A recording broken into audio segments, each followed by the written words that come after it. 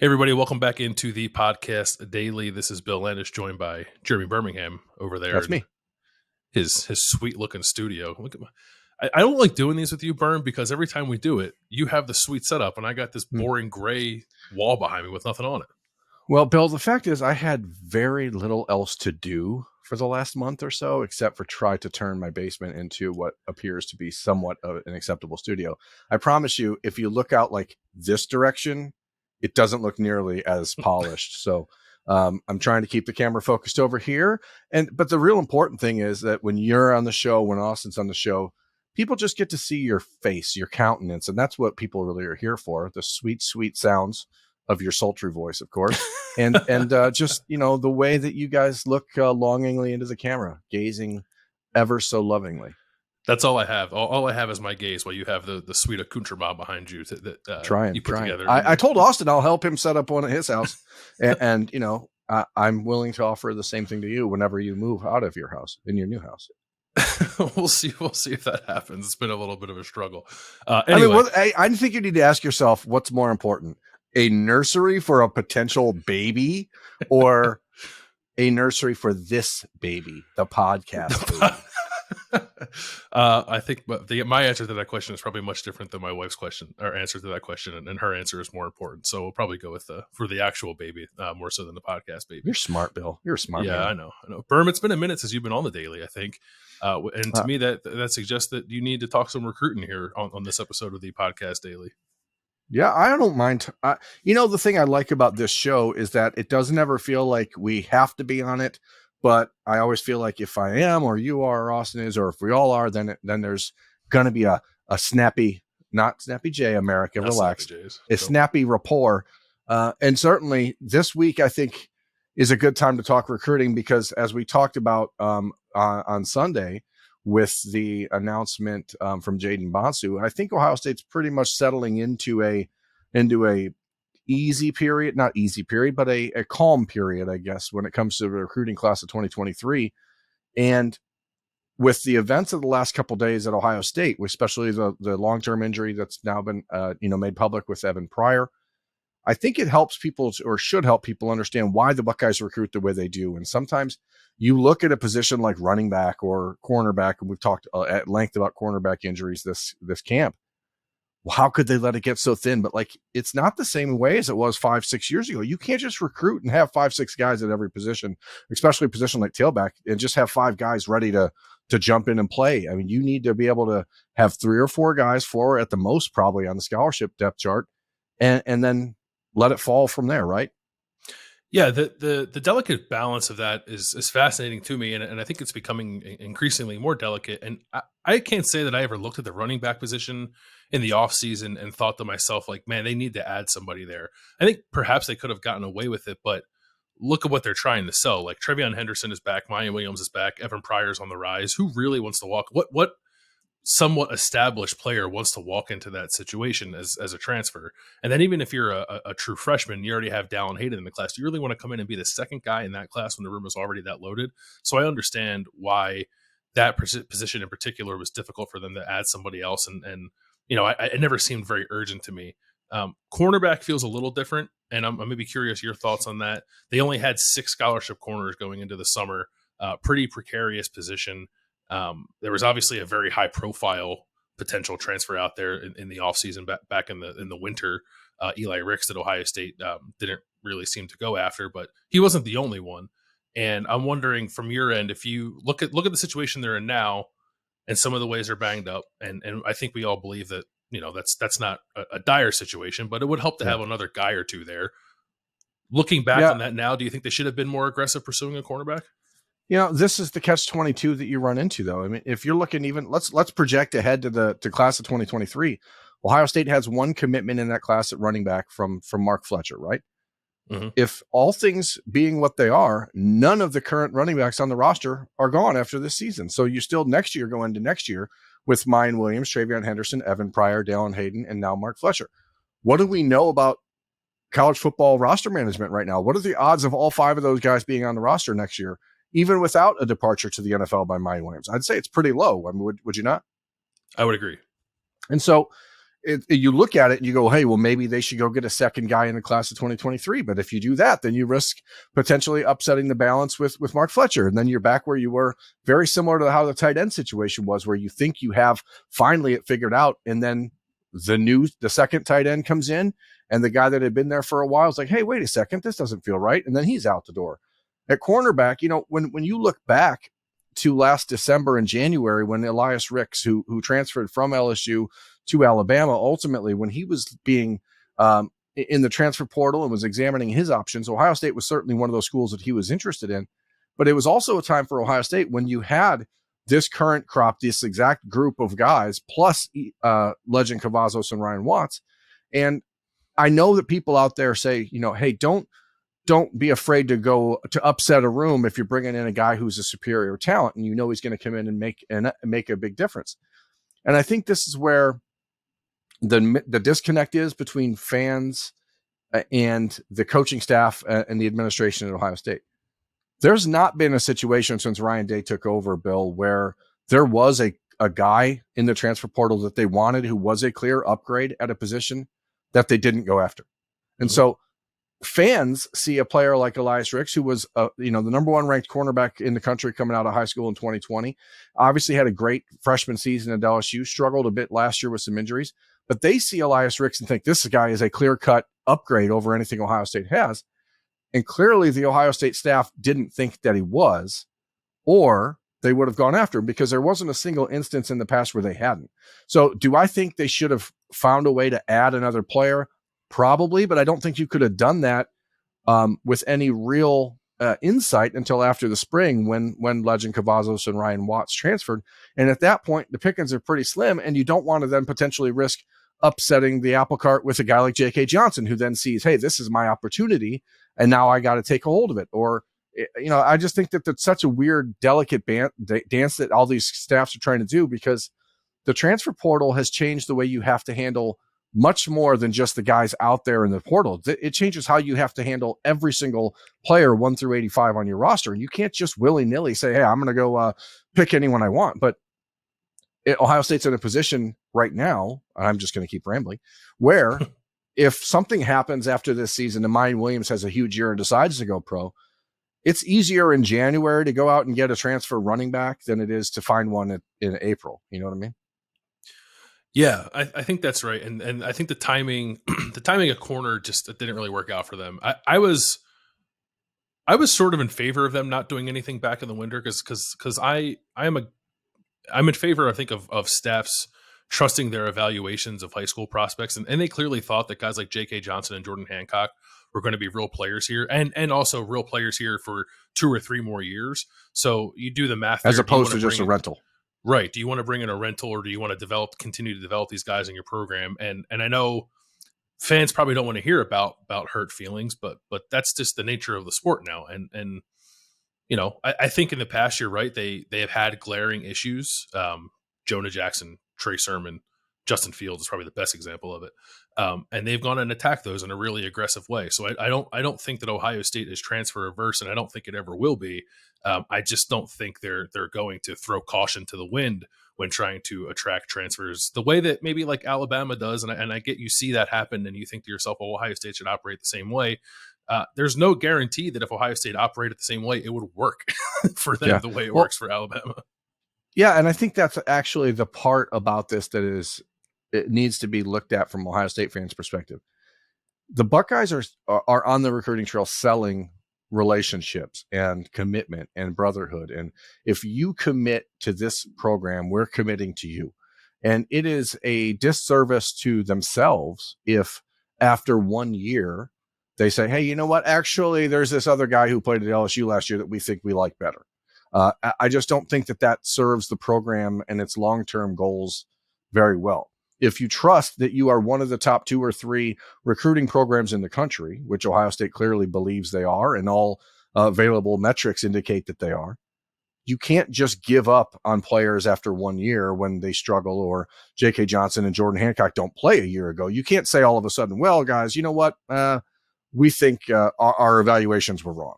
And I think it's also a unique situation in the last year, because Ohio State knew they were not just replacing, one or two pieces in the secondary. They were also replacing 3 defensive coaches. And so you want to just upset the entire apple cart.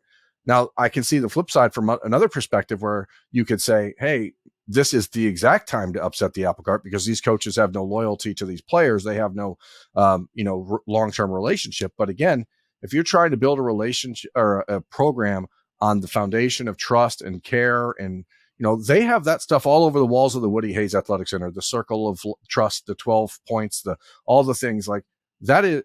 It can't just be bluster. It has to be how you actually operate your program on a day-to-day basis. And I think that's what Ohio State has done well. And that's what continues to attract these top recruits to Columbus when, the Big Ten isn't winning national championships year in and year out like the SEC is. Do you believe that Ohio State can continue to operate that way and be what it wants to be? Or are they, like, we talk about the NIL stuff, right? And there seems to be a need for Ohio State to maybe go to greater lengths to stay competitive there than perhaps it wants to. Do you think it needs to do the same as it pertains to this conversation we're talking about, or can it continue to be what it is and what it wants to be by operating this way? I think everybody inside of the Woody Hayes Athletic Center understands that if they start losing games, people don't care how well you played it, or they don't care how concerned you were with being ethical, or how concerned you were with, being, I don't want to say holier than thou, but being able to stand on a pedestal and say, hey, we did it the right way. To me, it's the Georgia paradigm, right? Everyone loved Mark Richt at Georgia. Everyone loved the guy. He was beloved by their fan base, their alum, their boosters, but they weren't winning when it mattered. They weren't winning the games that mattered. He did it the right way, day in, day out. Got fired. 2 years later, they're in the playoff. 3 years later, they win the national championship. And I'm going to tell you right now, Georgia has decided essentially to say, hey, this is how the game is played in our conference. We're going to play it that way. And at some point, Ohio State, because their brand is so big, because the power of the Block O is actually tangible, it's palpable around the country. They haven't had to get themselves into a lot of these muddy waters where you start to really compromise yourself ethically for the sake of winning, for the sake of playing for championships. But if they start to have 9-3 seasons and 8-4 seasons like Georgia was having, none of that stuff's going to matter, man. I'm telling you, like, Ohio State fans in the 1980s, that was fine for people. I think it's not fine now. If you're not winning 12 games a year, the coach has to be fired. And that's the simple reality. And beyond that anymore, the simple reality is you're not going to win 12 games a year if you're not having a top 5, top 6 recruiting class in the country every year. So to me, the math is pretty simple. Like, the teams that recruit the best win the most. The teams that recruit the best are doing that by having a clear-cut plan and commitment to their program. Now, Ohio State's program is decidedly different than those in the SEC right now when it comes to how they're building it. If they can't keep up in the recruiting trail, if they can't keep up and win championships, absolutely, Bill, they have to change. And I think they're aware of that. I mean, they certainly, as you mentioned, especially on the NIL front, like, they understand that, like, there has to be some tweaks and some adjustments to the approach. Yeah, I didn't ask that because I am, like, fearful that they're. Why do you hate Ohio State football so much, Bill? Is this because you're a Penn State guy? Yeah, that must be it. No, I actually don't. I don't feel like they're giving up ground. I'm more curious than anything about whether or not they will have to tweak things moving forward. But for the time being, they still have a top 5 recruiting class. I think when they have gone into the portal and they've been calculated about it, it's usually worked out pretty well for them. So I'm not concerned about their ability to find those players when they need to find them. I'm just wondering, again, I think compromise is probably the right word.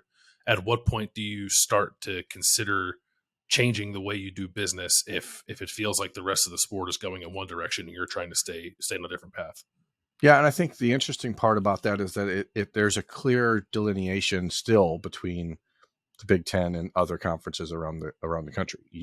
It is obvious that teams in the Big Ten are reluctant to get head over heels into the muck, right? Like, Eventually, though, there will be a program or two in the Big Ten that says, hey, you know what? Why are we being reluctant? Let's let's take advantage of the opportunities that are out there. Let's realize that this is our chance to ascend quickly in the perspective of recruits and families. And once that happens, I'm extremely curious to see how the Ohio States, the Michigans of the world react, because they've been able to stay on top of the Big Ten, doing it the right way for a while. And eventually, until there are clear-cut rules in place that right now, I mean, we've seen it. Everyone hates the cliche, the wild, wild west, but that's sort of what college football recruiting is right now. And until there are clear markers of what's right, what's wrong, who's being penalized for whatever, what type of actual system is in place to make sure that people are held accountable if they're blatantly violating the rules. Until that happens, I mean, you're seeing some of these programs around the country that are saying this is their moment, and they're not going to like let it go or risk failing to take advantage of it when it's clear that there's no one guarding the cookie jar. I want cookies. Yeah. Hey, what's your favorite kind of cookie? I'm pretty basic. I go chocolate chip. Yeah, I don't know why anyone wouldn't go chocolate chip. I mean, what is the other like acceptable answer there? I don't know. I think like peanut butter. I like a snickerdoodle. Snickerdoodles are really good. Yeah. Yeah. I think a peanut butter cookie is always a good way to go. I don't like it when they're particularly like the hard, super crunchy kind, where you put the fork in them and they have the fork designs. Like, I just think that there's a subsection of American society that are, oatmeal raisin or something like that. Like, get out of here. Yeah. I don't want to know those people. I don't want to know you. All right. Let me flip to a different topic here before we wrap up. Keon Keeley, the 5-star defensive end who is still committed to Notre Dame, but seems to be flirting a little bit. What's going on there with him? Where is Ohio State in that mix? Are we expecting him to visit for the Notre Dame game? And I guess, where do you see that recruitment at the moment? Let's start from the back end. I do expect that he'll be at Ohio State for the Ohio State Notre Dame game on September 3rd, likely as an official visitor. That will be his second visit to Ohio State. He visited in the spring. Keon is a player that I think, if you ever have a conversation with him, that's a guy that I think, like the new wave, the new era of what we would consider an Ohio State type player, an Ohio State guy. Like, he fits that mold pretty well. Clearly, however, he's also listening to Alabama, and Bama's done a great job finding those players too. Caleb Downs is a player and a person who I would say was an Ohio State guy, but it's Bama, and they do things in a way that you can't argue with anyone going there for any reason. Like, sure, the success is so obvious that you are willing to sacrifice maybe like, hey, I fit here as a person better or whatever. I don't know. Kids like that, kids like Caleb Downs, kids like Keon Keeley are going to fit anywhere because that's just who they are. They're great kids with great families. And it does seem like the Notre Dame commitment, which has been in place for almost a year, I think a little over a year now, seems to be in some trouble.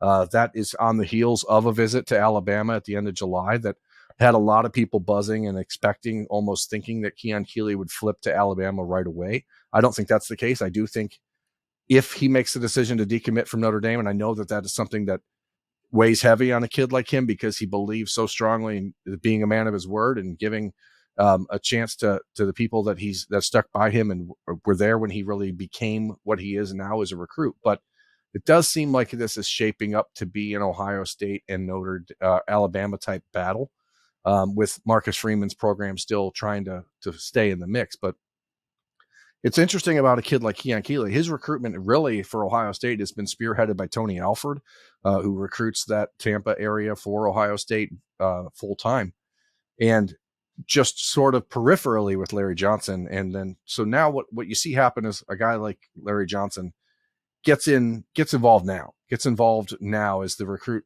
starts to really drill down into what he's looking for.